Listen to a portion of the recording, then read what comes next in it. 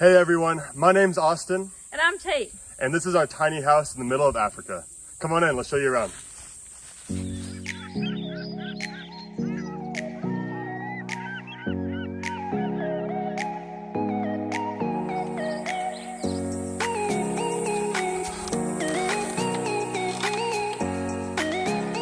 Yeah, so this is inside the house. When we first moved in here, it was completely dilapidated. The walls were yellow and there's mold everywhere. We were finding like snake skins in the middle of the thatch. And so we just kind of cleaned everything out and completely gutted the place and redid everything. So the first thing that we did was the lights. When we first moved in here, there was 2 lights. There's one light bulb like right here, just a singular light bulb, like no chandelier or anything like that. Just one singular light bulb there, and then another one there. And so I rewired the light fixtures, and we found these like beautiful chandelier light fixtures in the middle of this hole in the wall place in the capital of Zambia. And so we wired them up, and we also put some string lights around to kind of give it a little bit more chill. Warm lighting at night. Yeah. Yeah, at night it's fun. We'll just have those lights on, and it's super warm and cozy in here, which is so much fun. Yeah. The first part about this house is it was originally a tent. So if you see here, this is kind of where the tent started, and the front porch came into, it was like a tent with a front porch. And so this thatch structure was originally built to be a kind of a permanent rain fly for a tent. And then we had missionaries probably 10 or so years ago that decided, hey, let's leave the thatch structure and then let's box in the rest of it with brick and windows. And so that's how we kind of came up with the same foundation as a tent, but now we have the walls and windows as a house. Yeah, so the first thing after the lights, we also painted it. It was like a grungy, dirty, stained yellow color, and so we painted the walls white just to brighten it up here to contrast with the dark wood. And then we had to be very strategic about how we wanted to arrange the furniture and the storage to make sure we could have everything that we wanted. So we knew at first it came with the kitchen, and so that was here. And so we put all of our dishes down in here and cleaning supplies, and then as well as some stuff up here on display. And then we have our stove over here and our mini fridge with our little snack box up top. And then all of our pantry space is here in this ladder storage shelf. So yeah, that's our kitchen is on this side of the house. And then on this side we have our living room. And it took a lot of planning to figure out to find the perfect couch to fit in this space, because we have the tent poles back here and then the door here. So we knew we wanted an L couch, so to allow more people to sit. So we had to find the perfect one, which we found. And so we have our couch here, a little coffee table, and then because there's space back there, we use that for extra storage, which has been really nice for all of our camping supplies, our tent, our sleeping bags, extra things we have back there. Because the biggest thing that you'll see in this house is that there's no closet. So that's something that we had to be really strategic about, especially because we travel a lot and we spend a lot of time in like suits and dresses and in dressy clothes. We don't have anywhere to hang clothes. So all of our clothes fit in, or most of our clothes fit in this dresser. So Tate gets half of the drawers, then I get the other half of the drawers. And then we have a little bit of clothes that fits underneath our bed. We've had to be super conscious on storage here in our house, having no closet. So most of our stuff fits in here, and our clothes. And then here is our bathroom. All of our hanging stuff, we've just put on the door. It's not the prettiest, but when we have people over, we can just close the door, and it all goes away. Here's our bathroom. So it's pretty simple. It's only really meant for one person at a time. We have our shower here, which thankfully is just barely above my head, so I don't have to duck underneath.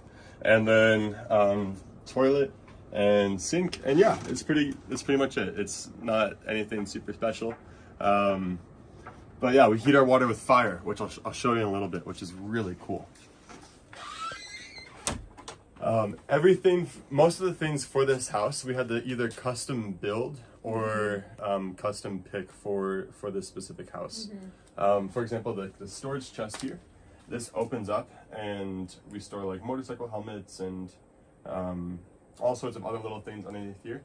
We built it to be kind of almost parallel with our bed, so that our dog sleeps there On top of there. on top of there every night. Our two bedside dressers, or bedside tables, we had them custom built for that space. So this is our really cool wooden Africa. I love maps, and I was looking at all sorts of different vintage maps that we can maybe put on our wall, but it was really hard to get all those from the US, and they're really expensive. So one of my friends, he's a woodworker, and so I said, hey, I handed him a map of Africa, and I said, do you think that you could carve it out of wood? And it's the coolest thing of how this is on here. It's just a French cleat, and it's all solid wood. It's actually really heavy, and you just put it on right there, and it's a bit like suspended out from the wall, which looks really cool. And so yeah, that's the wooden Africa. I really love it. It's one of my favorite things about the house. Our roof is made from grass, and so they take like dried grass and they put it in bundles and they layer it on top of each other. So the grass the thatching is probably about that thick, and we've had the same roof for probably 10-15 years. And we have occasional leaking every rainy season, but then we'll just have a guy come out and he'll put more grass into our roof and he'll plug the leaks, which I think is just really cool. It's almost free, you pay like $20 and you have your roof leak repaired, which in the US or UK or wherever else, it would be probably a little bit more expensive to have your roof repaired in that way. Yeah. Yeah, we live in Livingstone, Zambia, and so we can get some of our furniture and things that we need for our house here, like all the custom-made wood pieces, but then everything else, like the couch and the bed and the nice coffee table and dresser, we had to get from Lusaka, Zambia, which is an 8-hour drive away. So we had to put them on a trailer and bring them down here. Austin actually fit the couch just in the car, and the person in the passenger seat had to sit like this to get it here. It just fit. So it took a lot to make this house the way it is, but we love it, and it's become our home. Absolutely. You're probably noticing my my RC airplane up here.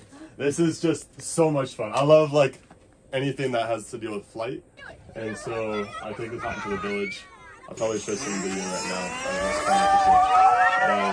And it's just so much fun. But where do you store something this big in our little tiny house? And so we just put it up here. It tucks away. Tay doesn't seem to mind too much, and yeah, it's great. We love it. Yeah, and so that's kind of most of our house on the inside. It's pretty small. It's only one room, or I guess technically 2 rooms. But let me show you the outside.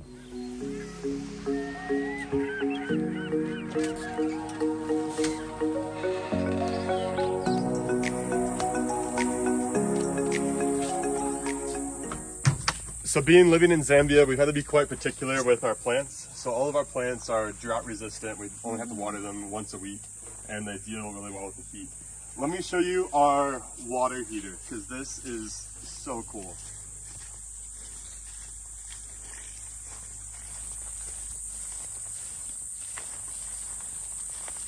So this is what we call the donkey. So every night we have to make a fire to take a shower. And so we put the logs and sticks underneath here. And then we spend some time making the fire every single night. And so the hot water basically rises to the top. And the hot water, we have a pipe that comes out of here. And so since the hot water through convection rises to the top, it pumps out the hot water, and then the cold water pumps into the bottom, and it works really well. It's always super reliable. Whenever there's a fire built underneath here, then we don't need to worry about not having hot water. It's just sometimes if the fire's not big enough, it takes a long time. an hour or 2 hours to heat up the water.